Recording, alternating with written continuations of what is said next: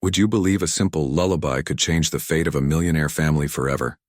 She just wanted to pay the bills, but within minutes, she changed an entire family's life. No one could calm the boy. No one, until she showed up. The millionaire watched in silence, and in that moment something inside him shifted. But who was this mysterious woman really? And why does her past haunt the Blakes so deeply? You won't believe what happened next. Subscribe, like, and share. This story is gonna move you. So let's begin. The Blake mansion had been drenched in silence for 8 long months, ever since Isabella Blake lost her battle to the quiet monster that was cancer. Richard walked the marble halls like a ghost, weighed down by guilt that crushed him with every sunrise. He had promised his wife he'd take care of Ethan, that he'd be both father and mother. But how could he offer love when his own heart had turned to stone? Business was the only escape he had left. Endless meetings that kept him far from home, far from the toys scattered across the floor, still waiting for little hands that no longer played. Ethan, just 5 years old, had built his own world out of silence and stifled tears. He had already learned that loud crying upset Daddy, so he whispered his grief to the glowing stars on his bedroom ceiling, asking when Mommy was coming back.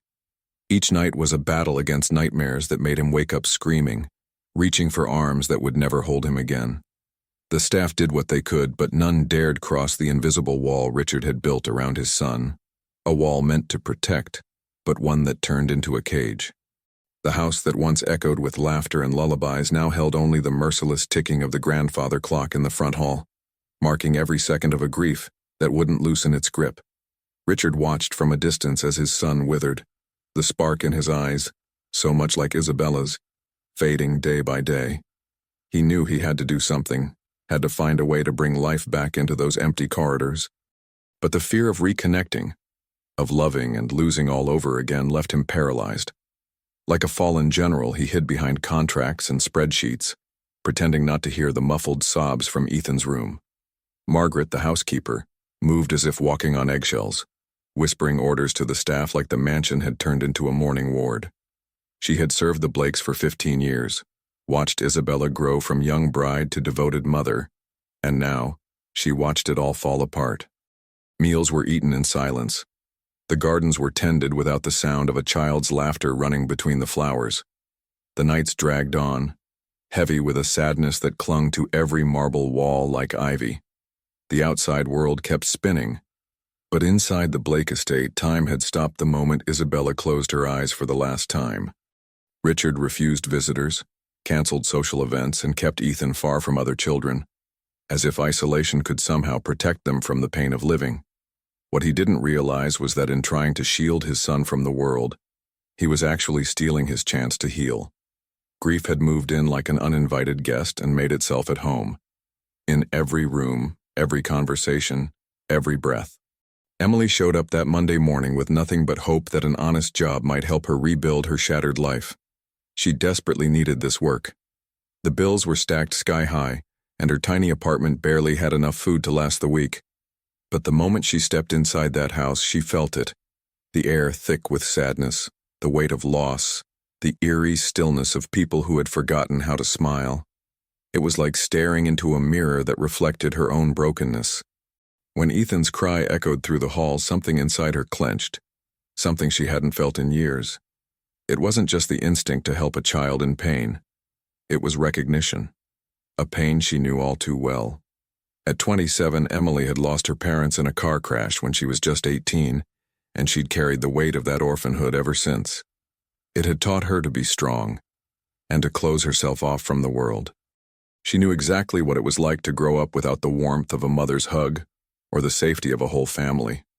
The Blake mansion had become a museum of memories, where every object whispered stories of joy that no longer existed. Photos of Isabella still smiled from the walls, but those smiles felt distant, like stars in a sky too far to ever touch again. Richard spent hours in his office staring at contracts he couldn't bring himself to sign, trying to find purpose in numbers that meant nothing next to the gaping hole in his chest. He knew he was failing as a father. He just didn't know how to find the way back to his son's heart. And in the middle of all that silence, Ethan kept waiting for a miracle, for a sign that love still existed in this cold and quiet world. What he didn't know was that the answer to his prayers had just walked through the front door, holding a mop in her hand and a broken heart still capable of loving. Fate, with its strange sense of irony, had placed an orphaned housekeeper in the path of a shattered family, not knowing that this one encounter would change the course of all their lives forever. Drop a comment telling us where you're watching this emotional story from. Emily Carter woke up every morning at 5 a.m. in her tiny 160-square-foot studio apartment, tucked on the third floor of a rundown building with no elevator, right in the middle of the city. Her alarm clock had stopped working months ago, replaced by the noise of early traffic and the smell of fresh bread wafting from the corner bakery, luxuries she could no longer afford. Her calloused hands told the story of 9 hard years of survival, 9 years since she lost everything on one rainy October night.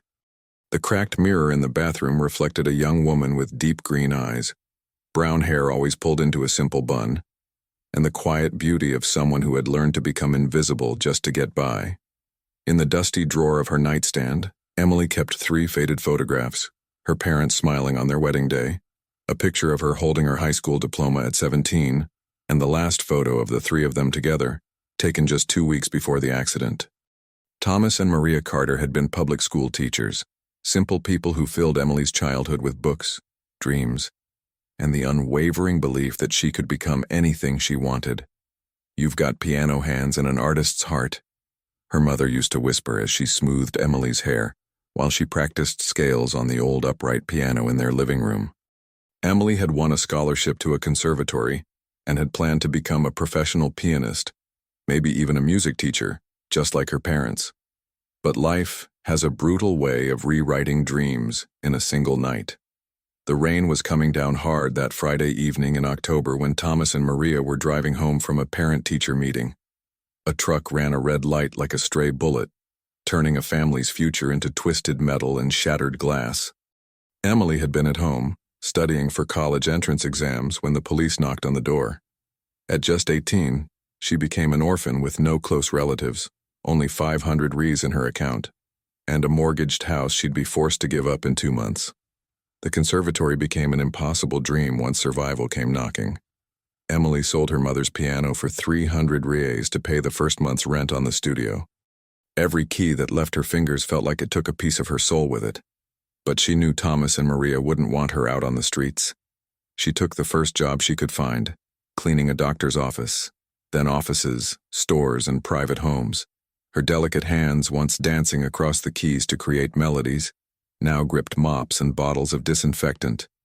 But she never lost the upright posture her mother had taught her, or the gentle manners passed down from her parents. Over the next 9 years, Emily built a wall around her heart. There was no time for friendships, romance, or dreams. Each day was a fight to survive. She worked mornings for a cleaning company, afternoons taking care of an elderly woman's house, and evenings scrubbing clinics just to stay afloat. She barely slept, ate even less, and when bills got out of control, she'd survive on bread and margarine for days. Her neighbors knew her as the quiet, polite girl in Unit 302, the one who always smiled, even when it was obvious she was struggling, and never asked for help. The job at the Blake mansion came through Margaret, who had spotted Emily cleaning the family lawyer's office. "I need someone discreet, who won't ask questions and understands that house needs silence," the housekeeper had said, eyeing her carefully. "It pays well, but it demands full commitment." Emily didn't hesitate.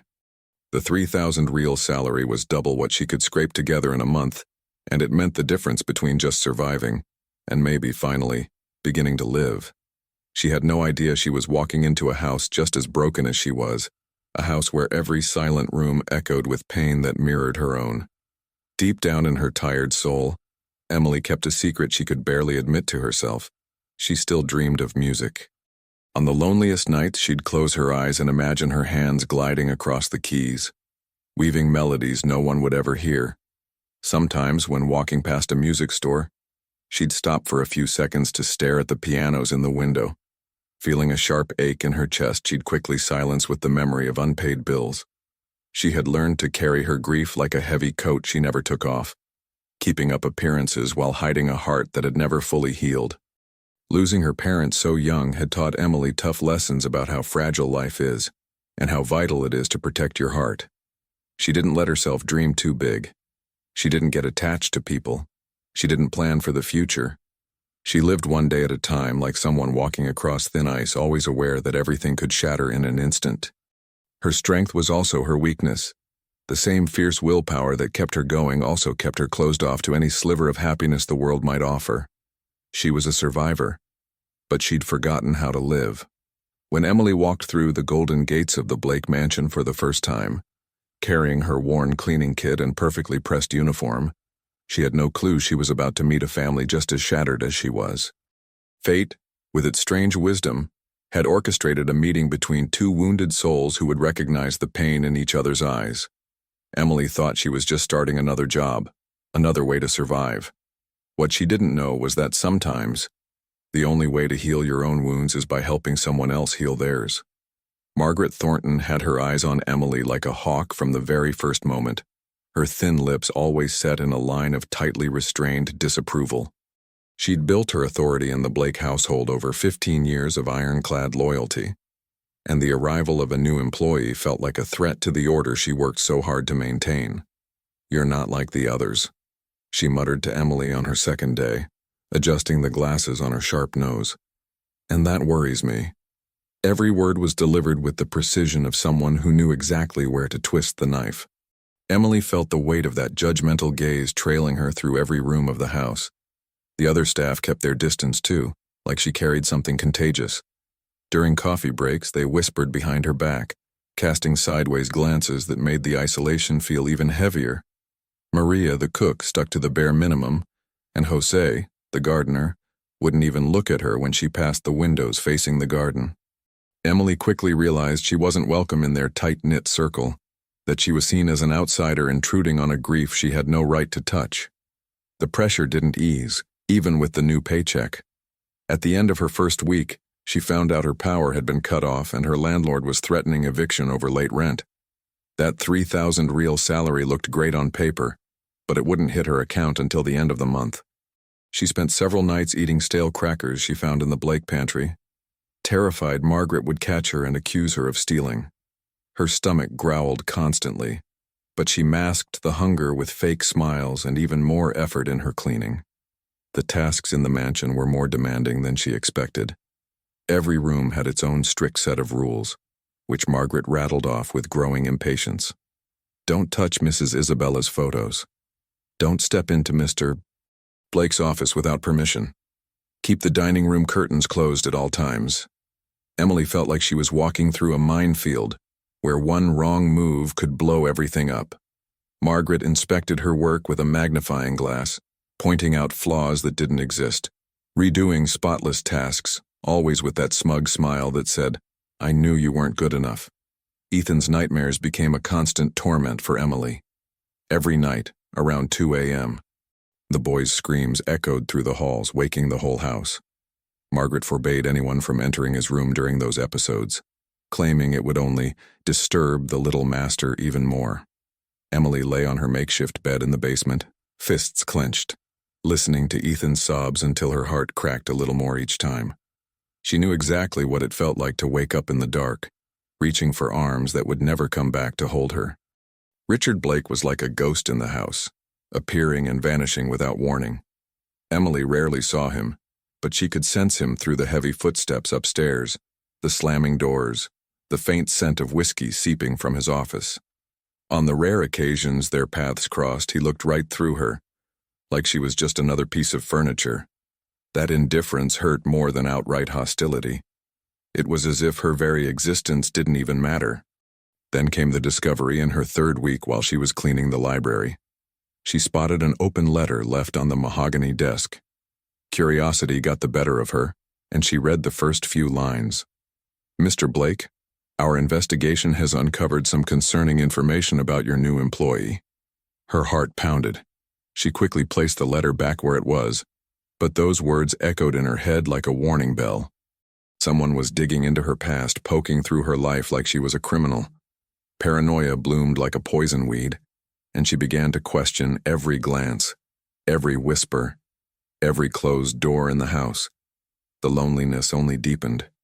Emily had no one to confide in, no one to help carry the weight of suspicion that hovered over her like a storm cloud. On cold basement nights, she'd clutch her pillow and whisper her parents' names, as if calling them back to a world that had only grown crueler in their absence. The Blake mansion, with all its grandeur, had become a gilded prison where she was both invisible and watched, needed and unwelcome. What Emily didn't know was that Margaret had already started planting seeds of doubt in Richard's mind. She asks too many questions, she'd mentioned during her weekly reports, and she looks at Mrs. Isabella's things differently. Each word was chosen carefully, designed to shape Emily into a threat, someone untrustworthy, someone dangerous. Margaret knew exactly how to twist a grieving man's insecurities into something dark, something irreversible. If this story is moving you, don't forget to subscribe. Drop a comment telling us where you're watching from. That rainy night, Ethan had another nightmare. His short cries pierced the silence of the early morning hours. But this time Emily didn't stay frozen in the basement, pretending not to hear. Heart racing, feet bare on the cold floor, she climbed the stairs, ignoring Margaret's warning. She slowly pushed the door open and saw the boy drenched in sweat, trembling and softly murmuring his mother's name.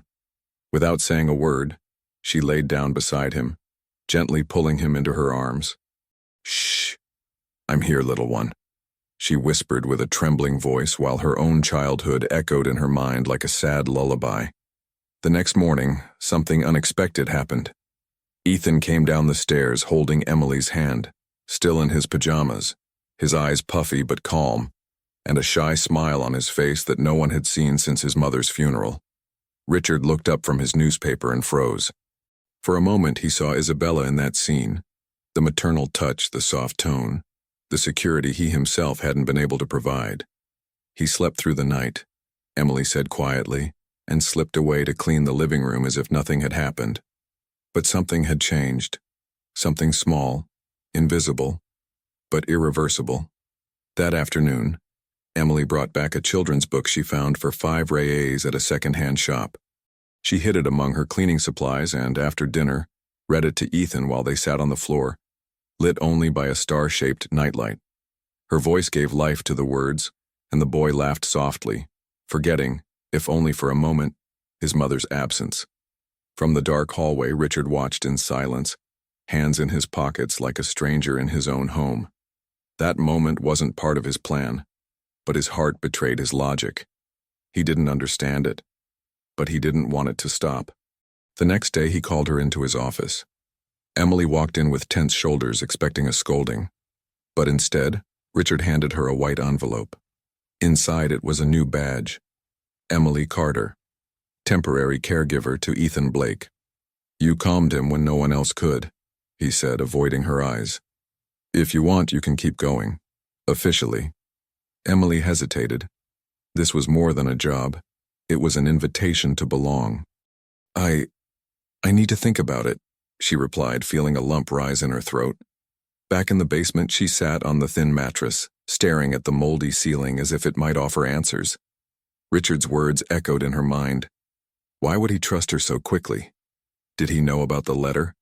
About the investigation? Or had Ethan done the impossible? Cracked a layer of that cold man's armor?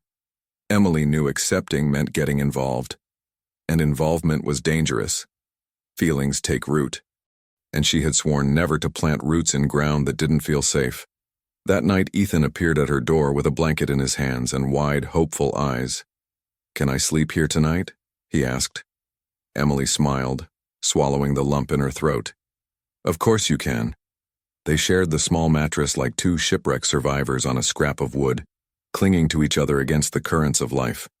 As he drifted off, Emily looked at the ceiling and thought, what if I don't run this time? What if this broken place is where I begin again? The next morning, Margaret intercepted her in the hallway. "Mr. Blake is being fooled by this closeness," she said coldly. "But I see you, and I don't trust anyone who smiles too easily at sad children." Emily held her gaze, silent. For the first time, she didn't feel threatened. Maybe it was because Ethan trusted her. Maybe it was because deep down she wanted to fight for him, or maybe it was the look in Richard's eyes when he saw her singing, something she hadn't felt in years. Hope. Richard in turn started eating lunch at home, quiet, nearly invisible, but present. He watched Emily and Ethan from the head of the table like a man watching an old film whose ending he already knew, but desperately wished would turn out differently this time. She laughed. He talked. And slowly something in that house began to shift. The crushing silence grew lighter, the air easier to breathe. And even though no one said it out loud, everyone could feel it. Emily was transforming that home. They just didn't know what that change might cost. Then a phone call shattered what felt like the beginning of a new chapter. It was late. Richard was about to leave his office when the phone rang. He picked up with little interest, expecting another rescheduled meeting. But then he froze. Either you get that woman out of your house, or I tell everything. The phone slipped from his hand. Richard stared at nothing for a long moment before slowly getting to his feet. Who was Emily Carter, really? And why did it feel like her entire past was about to explode right in front of him? Enjoying the story? Don't forget to subscribe to the channel. In the days that followed, Richard began showing up more often, like a stranger learning to be a father again. He didn't say much, but he watched. He came home earlier, passed through the hallways quietly, and stopped outside Ethan's door, listening to the boys' muffled laughter. It was always the same scene. Emily kneeling on the rug, doing animal voices while Ethan giggled with a light in his eyes. Richard never stepped in, never said a word. But sometimes, he smiled. A faint, rare smile, still laced with pain. Emily pretended not to notice.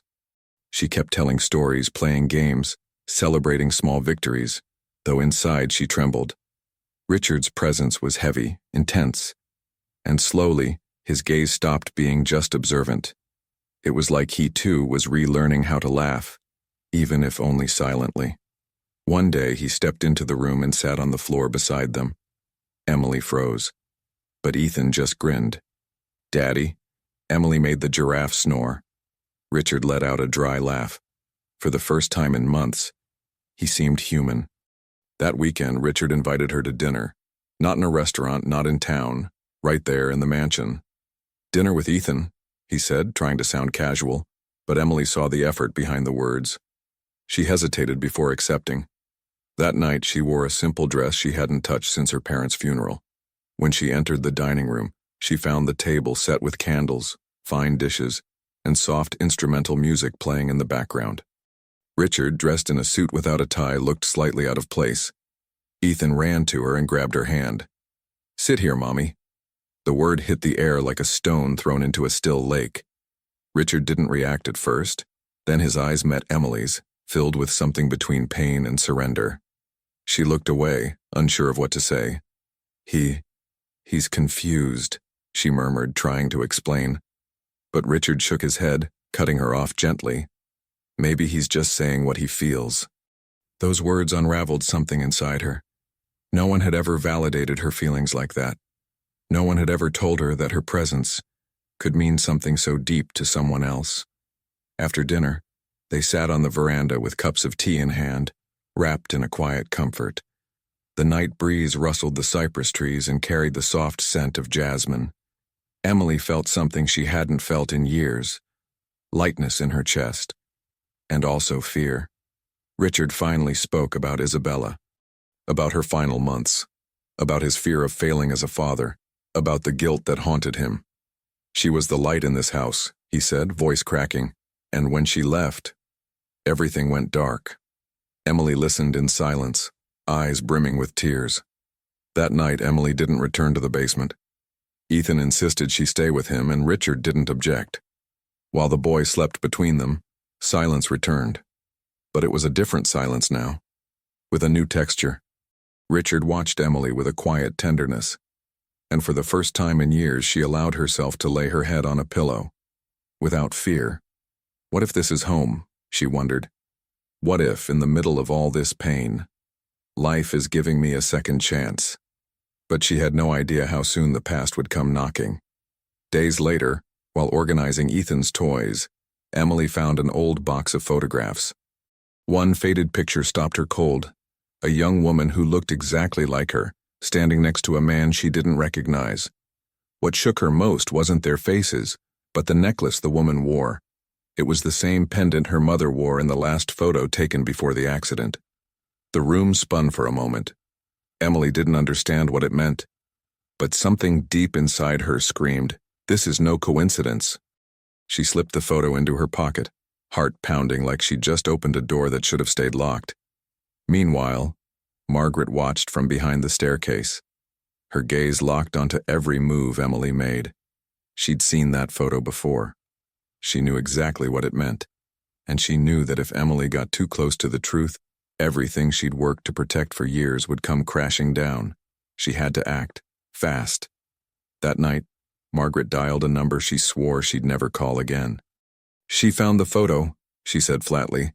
"If you still want to protect what's yours, you need to move now." Heavy breathing answered her first, then a raspy voice. "Leave it to me." Meanwhile, Emily wandered the halls of the mansion like someone trying to solve an emotional puzzle. Every glance from Richard, every laugh from Ethan, every memory of the cold nights in the basement. It all felt like pieces of something bigger, something she didn't fully understand. Doubt bloomed inside her like a seed planted in the dark. Who was she really? Why did this family echo so deeply inside her soul? And the biggest question of all, was she ready to uncover what truly connected her to this house? It was a cold, gray morning when Richard received the brown envelope with no return address. It was sitting on top of his desk, with only his name scribbled in shaky handwriting. When he opened it, a chill ran down his spine.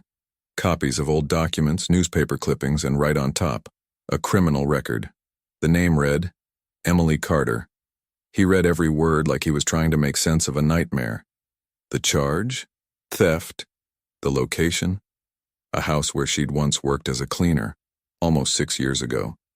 The word guilty stamped in red across the top screamed at him louder than anything else. Emily had no idea the ground was crumbling beneath her feet as she sat with Ethan in the garden, helping him paint. The boy smiled, his hands stained with color, and Emily felt something close to peace, maybe even hope. "Look, I drew you, Daddy and Mommy," he said, pointing to the scribble of 3 figures holding hands under a giant sun. Emily smiled back, eyes misty. Was it okay to dream of this? But just as Ethan ran off to grab more crayons, a cold shiver ran down her spine, like the earth was about to break open beneath her. Hours later, Richard appeared in the hallway, the envelope clutched in his hand, and doubt darkening his face. He didn't say a word, just held the papers out to Emily. She read a single line and went pale. "This isn't what it looks like," she tried to say, but her voice cracked.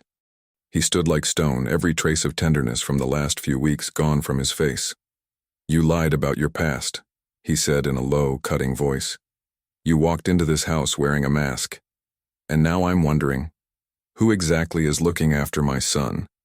She tried to explain, said she'd been wrongly accused, that she couldn't afford a lawyer at the time, that she'd served a short sentence and stayed quiet, because no one gives a second chance to someone with a record. "I've never taken anything that wasn't mine," she said, eyes filled with pain. "And if you really knew me, you'd believe that." But Richard didn't respond. His silence hurt more than the accusation. "Leave my house," he ordered. Before she could protest, he turned and locked himself inside the office. Margaret watched it all from the staircase with a faint smirk. She'd known this moment would come. And now, the pieces were exactly where she wanted them. She stepped slowly down and handed Emily a cardboard box. "You'd better start packing before Mr. Blake changes his mind and calls the police." Emily didn't answer. She took the box with trembling hands, the weight of what she was losing sinking in. Once again, she was being cast out from a place where she'd begun to believe she might belong. Once again, she was alone. But fate wasn't done with her just yet. That very night, as she folded her few clothes in the basement, the door suddenly flew open, and Ethan burst in, crying. "You're leaving?" he asked, his eyes wide and wet with tears. Emily knelt and pulled him into a tight hug. "I don't want to go, sweetheart. But your father—" Before she could finish, Ethan broke free and ran. darting through the dark, rain-soaked hallways straight to the front door. Emily called after him, but it was too late. He had vanished into the storm. Chaos broke out within minutes. Richard heard the screaming and ran to the foyer, finding Emily drenched and shaking. "Ethan, he's gone." He ran off. Anger quickly turned to panic. Richard grabbed his coat, called security, alerted the police. But it was Emily who found him. On the side street near the woods in the middle of the storm, Ethan was curled on the ground, trembling, his knees scraped and muddy. "Mommy, I waited for you." Emily scooped him up, holding him as if she'd never let go again. And that's how Richard found them. And the moment he did, he understood what he had done. Back at the mansion, the doctor gave Ethan a quick check. He was fine, just shaken. Richard, on the other hand, stood silently by the bedroom wall, watching Emily gently change the boy's wet clothes with a tenderness he knew he could never match. His chest tightened. He had judged her, expelled her, betrayed her. And now, seeing his son safe in her arms, he realized he'd made the same mistake that had ruined his life years ago, pushing away the very person who mattered most. When she was done, he stepped forward, hesitant. "I'm sorry," he whispered. But she said nothing, just lowered her eyes. Later that night, alone in her room, Emily sat on the edge of the bed, clutching the old photograph in her hands. She couldn't stop staring at the woman's face. It looked so much like her. The resemblance was haunting. What if... She reached for the diary she'd found weeks ago in the library and reread the pages, searching for clues. One line, highlighted in red ink, stood out. "If the truth comes out, the Blake inheritance could change hands forever." Her heart pounded. She didn't know what it meant, but she had to find out. Before Margaret did. Emily stayed up all night, eyes locked on the diary's yellowed pages. The quiet room was a stark contrast to the storm brewing inside her. The notes spoke of a missing heir, hidden documents, a scandal buried decades ago. One name kept appearing in shaky letters: Carter. It was impossible to ignore. Her mother always said nothing in life was random. And now, in the very place she thought she'd just be a housekeeper, clues were surfacing. Clues that pointed to her own roots. The next morning, Emily got up with dark circles under her eyes but a fire in her gaze. She went straight to the library and searched every shelf until she found a small wooden box hidden behind old law books. Inside, a letter, written by someone named Edward Blake. The handwriting was shaky, nearly illegible, but the message was clear. "Helen Carter's daughter carries Blake blood. The mistake was mine." Emily's breath caught. Helen was her maternal grandmother's name. Her world shattered. But this time, it was breaking open toward the truth. She knew she had to tell Richard. But something held her back. It was too soon. He barely tolerated her presence, let alone the idea that she might be part of his bloodline. So she went to the only place she could search without being seen: the municipal hospital, where her parents had been taken after the accident. She made up an excuse to leave that afternoon, boarded a crowded bus, and spent hours digging through old files. She combed through records, birth certificates, until she found it, faded with time, an adoption form linked to her mother's name. The child's original name? Isabel Carter Blake. The floor dropped out from under her. Her mother had been adopted, and more than that, she was a Blake. Emily walked out of the hospital dazed, hands clammy, heart pounding. For the first time, it all made sense. Her bond with Ethan. Why the mansion felt so oddly familiar. Even the music. Maybe she hadn't been hired by accident. Maybe the blood that built that marble mansion was the same blood running through her own veins. That evening, as she returned to the estate, she found Ethan in the garden, playing with fallen leaves. He ran up and hugged her legs. "You took so long." Emily knelt and held him tight, like she was trying to shield him from the whole world. The love she felt for him no longer fit in words. It was fierce, real, and she'd protect him, no matter what. Even if it meant facing ghosts bigger than she could imagine. Right then, she made a choice. If the truth about her past could hurt Ethan, she'd keep it buried. But if it could protect him, she'd go all the way. The next day, Emily went to Richard. With calm words and steady eyes, she told him part of the truth, that she'd found a possible link between her family and the Blakes. "I need to look into this," she said, "but I don't want to cause any trouble." Richard listened, cautious but open. For the first time, he seemed less guarded. "You've got courage, more than most in this family." And for the first time, he called her by her full name. "If you need help, just say it." It wasn't much, but it was a start. Together, they began a quiet search. They visited records offices, dusty archives, spoke to a trusted lawyer friend. Emily, who had spent years quietly cleaning up other people's lives, was now the voice of her own story. Their nights were filled with deep conversations once Ethan had gone to sleep. They talked about legacy, identity, grief, starting over. There was a connection growing, a quiet bridge forming between them. But not everything was light. During their search, Emily started noticing strange things around the mansion. Documents went missing. Locked doors were left open. One night, she found Isabella's favorite crystal figurine shattered, like someone wanted to scare her. Then came the anonymous calls, distorted voices telling her to stop, or she'd pay. But Emily was no longer the woman who arrived weeks ago. Now she carried her mother's name like a flag, and Ethan as her reason. Nothing would stop her now. What Emily didn't know was that Margaret, growing more anxious about Emily's bond with Richard, had reached out to an old contact, a lawyer who knew too much, and owed her even more. "It's time to end this charade," she said coldly. "I want proof that girl's lying. Or better, I want to destroy her." The man nodded, adjusting his tie as he looked out at the mansion, a place he himself had helped keep corrupted for far too long. A new chapter in the conspiracy was about to begin. The DNA test results arrived in a plain white envelope, far too discreet for something so explosive. Richard hesitated as he took it, staring at the paper like he already knew his life was about to change. Emily stood beside him, frozen, her fingers tightly interlaced like she was holding herself together. When he finally opened it, the silence became unbearable. His eyes scanned the lines with forced calm, but his voice gave out before he could speak. He handed her the envelope. The words were clear. Emily Carter, biological daughter of Isabel Carter Blake, niece of Edward Blake, rightful heir to the Blake family line. Emily collapsed into the chair, her legs unable to hold her. This wasn't just a connection, it was blood, it was belonging.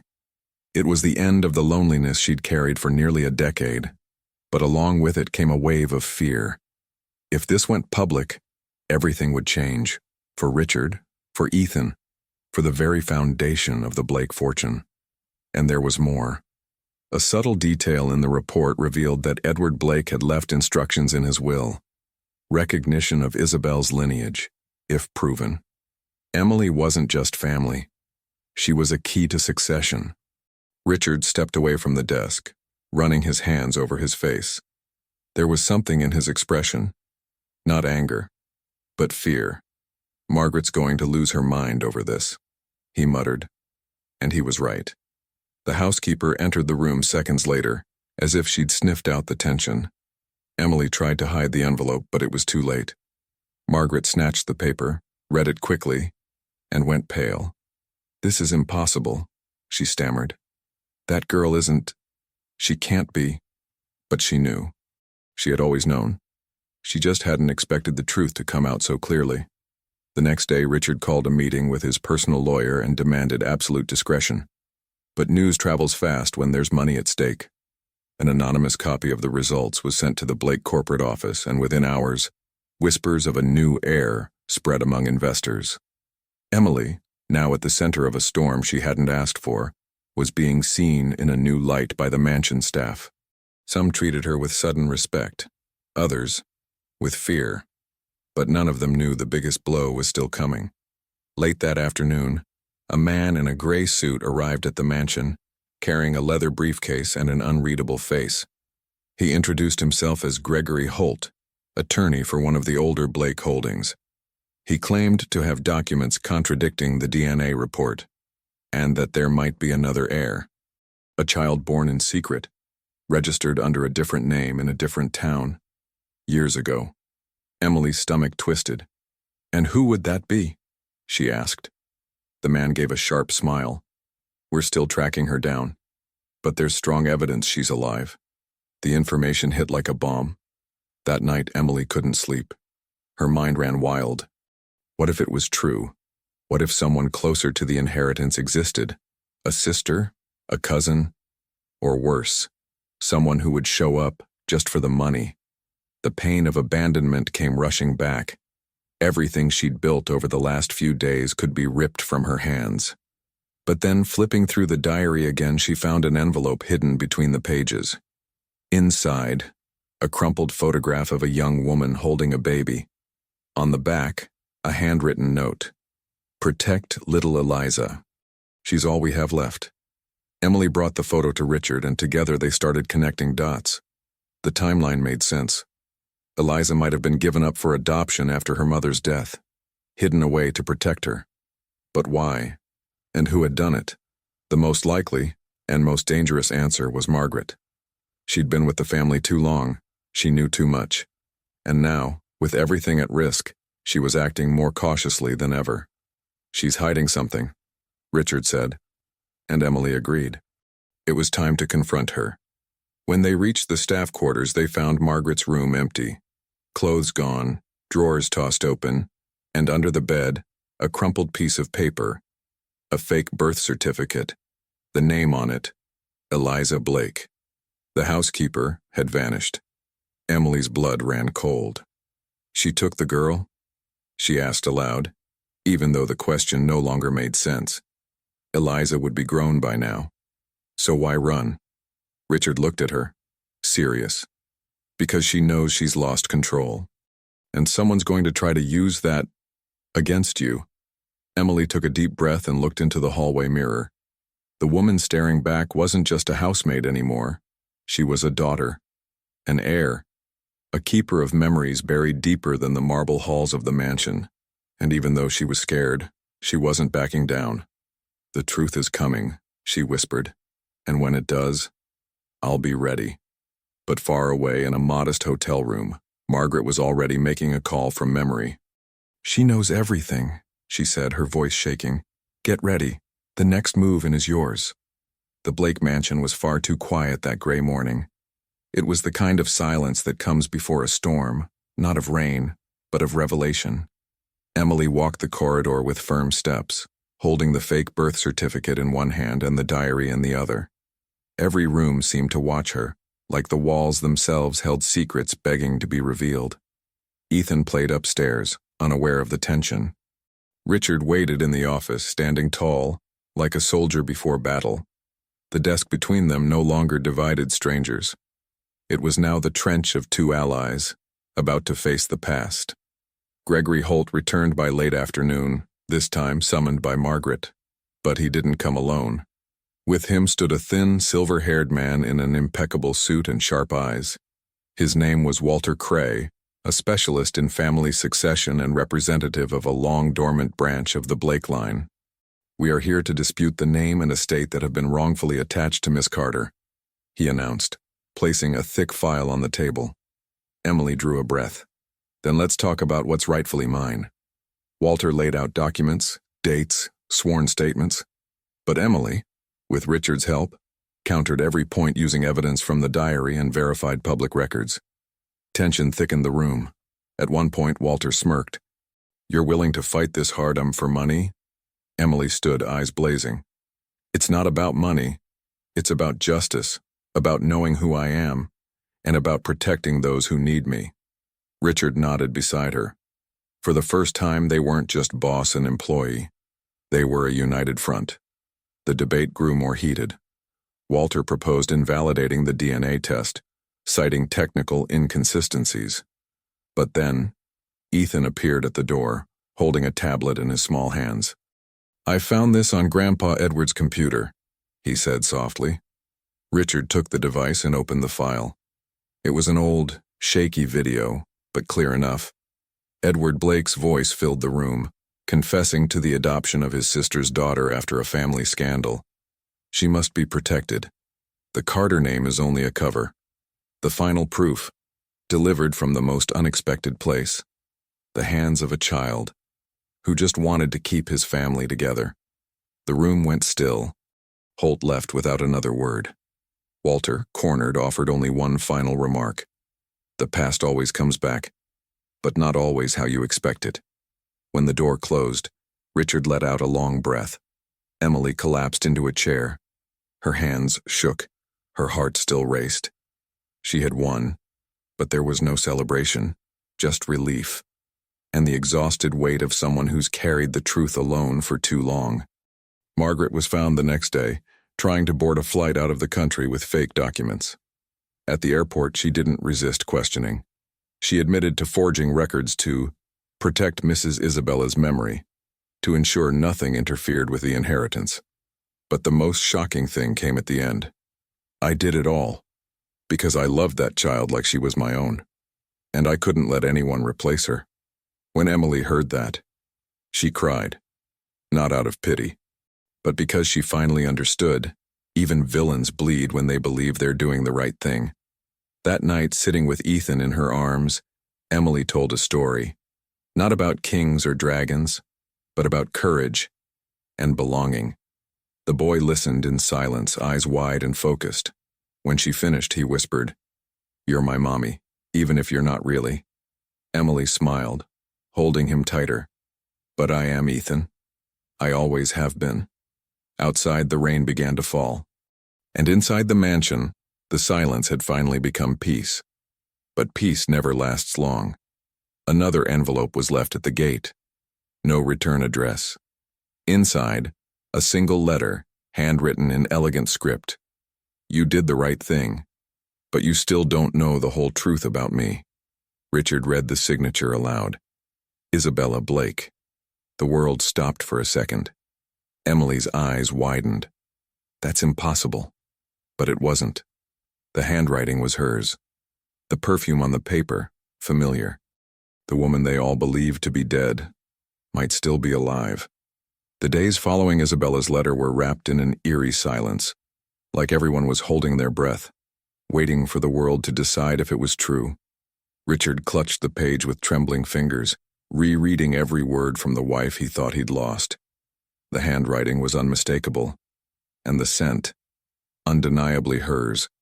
But how? Emily watched from a distance, unsure whether to feel joy or fear. If Isabella is alive, what does that change? The question echoed through the halls of the mansion, no longer as cold or as empty, but still filled with unanswered questions. As they waited for clarity, life inside the house slowly began to rearrange itself. The once quiet kitchen filled again with the scent of fresh bread. Ethan started attending preschool in the mornings. And Emily, still without any official title, became the heart of their new home. She read bedtime stories, prepared meals, organized closets, and, most importantly, she listened. She listened as Richard spoke of Isabella, of his fear of failing again, of how relieved he felt to no longer be fighting alone. And that, more than any inheritance, made Emily feel like she finally belonged to something real. One evening, Richard invited her for a walk in the garden. The moon lit the stone paths, and the air was thick with the scent of freshly watered flowers. "Have you ever thought about staying?" he asked, almost in a whisper. Emily stopped, heart pounding. "I've already stayed, in Seoul. I'm just not sure I have the right." He turned, gently brushing her cheek. "You have every right, even the right to start over." The words were simple, but they rang like music. For the first time, she didn't pull away. She smiled and let him hold her, without guilt, without fear. The next day, Richard publicly announced the creation of a foundation in Emily's name, focused on supporting orphans and underprivileged youth. "The woman who walked into this house as a cleaner," he said to a small group of guests, "taught us what true rebuilding looks like." Emily tried to shrink into the background, but Ethan pushed her forward. "Go on, Mommy." The room laughed. She smiled through her tears. Sometimes all a child needs is to be heard, and all an adult needs is the courage to listen. She was met with a standing ovation. The new Emily no longer lived in the basement. She had a bright, airy bedroom on the second floor, with wide windows and a desk where she had begun writing her memoir. Richard encouraged her. Ethan begged for new stories each night, and the music she'd buried for years now flowed from a restored keyboard Richard had placed in her room. One afternoon he found her playing, eyes closed, fingers gliding over the keys. "You've become who you used to be," he said. She smiled softly. "No, I've become who I hadn't met yet." The love between them grew quietly, not through grand gestures, but through shared silences, knowing glances, cups of coffee left without words. It was a love built not on promises, but presence. And it was enough. Ethan, meanwhile, stopped having nightmares.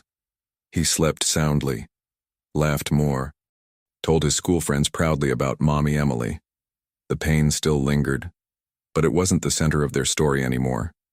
It was just a chapter, and love was gently stitching everything back together. But Isabella's letter still burned in a locked drawer. Cautiously, Richard hired a private investigator to follow any leads.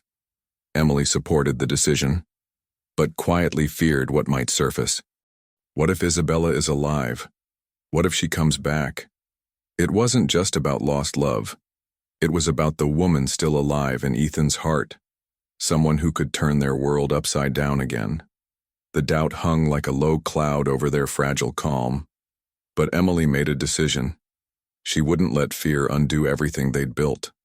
On a spring afternoon, while walking with Ethan among the garden trees, Emily saw him stop and stare at the gate. A woman stood there, wearing a hat and dark sunglasses. She looked unsure. Ethan tightened his grip on Emily's hand. "Mommy, that lady looks like the picture of my real mom." Emily froze. Her heart stopped for a second. The woman took a step back and disappeared down the street. When they ran to the gate, no one was there. But on the ground, there was a single white rose and a carefully folded letter. The message inside had few words, but every line was a tremor in Emily's soul. "I didn't die. I was silenced. I protected Ethan the best I could. But now, it's your turn. Trust Richard. Take care of him, for me. Signed, Isabella."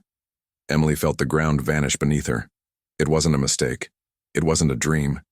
Ethan's mother was alive, and somehow, she had chosen to disappear out of love. Richard read the letter in silence, then pressed it to his chest like he was holding a ghost. In the following days, the investigator confirmed what they feared.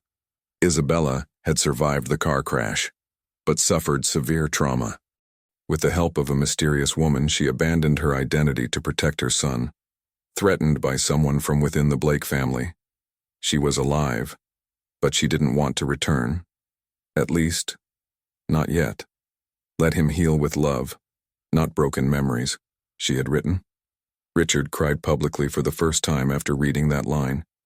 Emily simply held his hand and whispered, "Then we keep going. For her." And they did. Emily, now officially recognized as part of the Blake family, declined a direct inheritance. Instead, she asked that the funds be directed to the foundation in Isabella's name, a haven for women and children as invisible as she once was. "I don't need possessions to know who I am," she told a packed room during a charity event. But no one could deny it. She was the soul the mansion had lost, and now, finally, found again. Even Margaret from prison admitted it in a letter. "You didn't destroy what I tried to protect, you saved it." Her relationship with Richard matured. There were no grand declarations, just a quiet pact to keep building together. Day by day, he was learning how to love again. She was learning to be loved without fear, and Ethan grew up surrounded by warmth, truth, and gentleness. He knew he had two mothers, one who gave him life, and one who taught him how to live. "You fixed me," he once told Emily as he curled up in her lap. She smiled. "Actually, you showed me how to be whole." Months later, Emily finished her book. She titled it, "The House That Found Me." It wasn't a story about grief, but about beginnings. Not about blood, but about bonds. The book touched thousands. Women saw themselves in her journey. Stories of abandonment, healing, and unexpected love. Maybe home isn't a place, she wrote. Maybe it's the moment someone looks at you and says, "When stay." The quote spread, became hope, became seed, planted in broken hearts. The final scene was in the newly restored garden. Emily, Richard, and Ethan walked among the flowers. When a little girl ran up to them, she wore a necklace, with the same locket as Isabella's. The woman beside her was young, but her features were familiar. Emily approached slowly. The woman extended her hand. "My name is Eliza." It was her, the lost child, the other heir. But in her eyes, there was no rivalry, only peace. Richard looked at Emily and said, "The family you've brought together is just beginning." And for the first time, they all felt whole. That night, Emily closed her eyes and gave thanks, not for wealth, but for answers, for healing, for a second chance, for the music that now lived in her fingertips again, for the child who taught her how to love, and for being, unknowingly, the key to a door locked for generations. She no longer ran from her past or her future. She was exactly where she was meant to be. Have you ever gone through something like this? Or do you know someone who has? Share your story in the comments. I'd love to hear it. And don't forget to subscribe and turn on notifications for more stories like this one.